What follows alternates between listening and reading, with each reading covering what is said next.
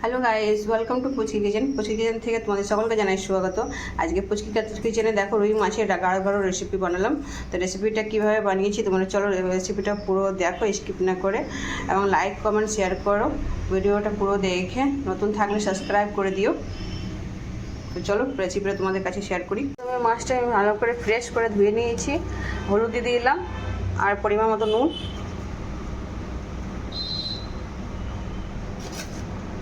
তো ভালো করে নুন হলুদ মাখিয়ে নেব।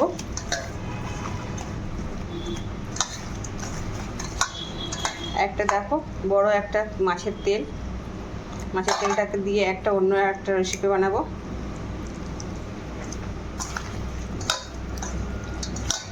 হলুদ মাখিয়ে নিয়েছি। এবার চলো কড়াইটা বসিয়ে দিয়েছি, কড়াইয়ে তেল দিয়ে দিলাম।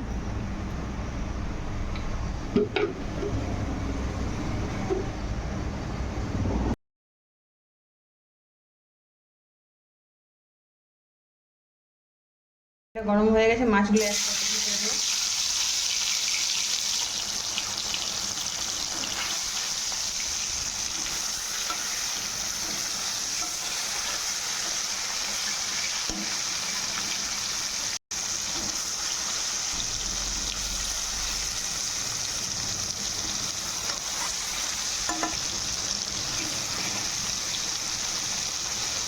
মাছগুলো সব ভেজে মাছটা এক পাশটা ভাজা ভাজা হয়ে গেছে, এবার উল্টে নেবো।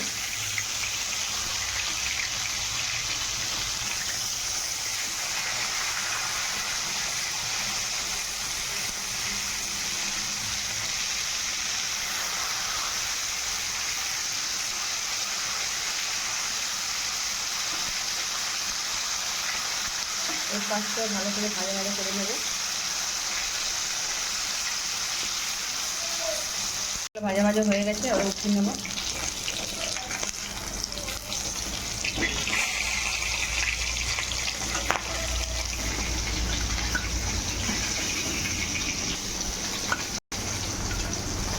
আবার বাকি মাছগুলো ভেজে নেব।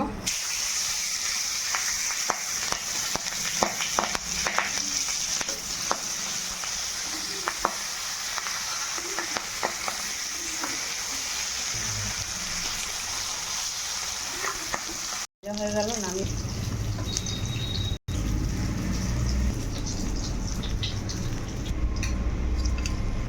ফাইনালি মাছগুলো সব ভাজা হয়ে গেছে। এবার দুটো মুড় আছে, মুড় দুটো ভেজে নেব, ওই তেলে ভেজে নেব।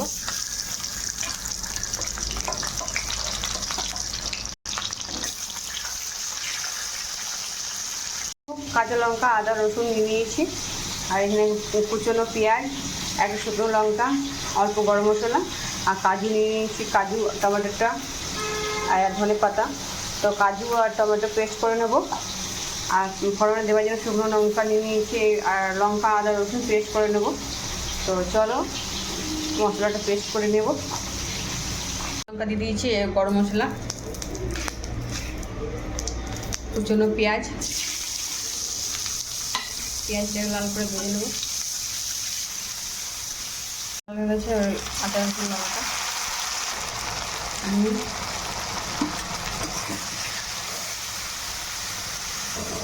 হলুদ,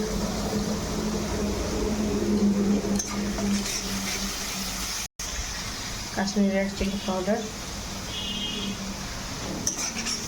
এখন মশলাটা একটু ভাজা ভাজা হয়ে এসছে, তো টমেটো, পিষে রাখা টমেটো দিয়ে দেবো। তো তোমরা চাইলে কাটা টমেটোও দিতে পারো। ঝোলটা গাঢ় গাঢ় বানাবো, ঝোল বানাবো না, রুই মাছের গাঢ় গাঢ় রেসিপি বানাবো। তেল ছেড়ে দিয়েছে, ভাজা ভাজা হয়ে গেছে টমেটোটা। এবার কাজু বাদাম পেস্ট দিয়ে দেবো।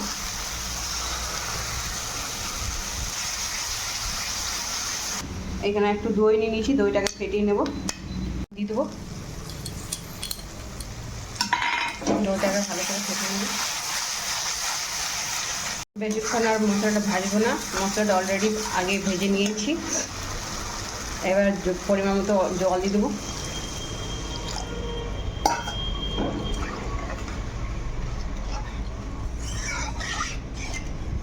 জলটাকে ফুটিয়ে মাছগুলো দিয়েছে, মাছগুলো দিয়ে দেবো।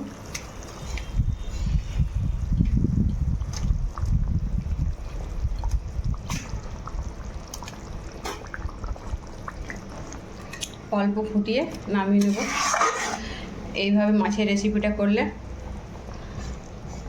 এক থালা ভাত খেয়ে নেবে। তো দেখো নামিয়ে নিয়েছি, ধনেপাতা দিয়ে দিচ্ছি। এইভাবে রুই মাছের গাঢ় গাঢ় রেসিপিটা তোমাদের কাছে কেমন লেগেছে একবার এইভাবে রান্না করে খেলে মুখের স্বাদ লেগে থাকবে, এক থালা ভাত শেষ হয়ে যাবে।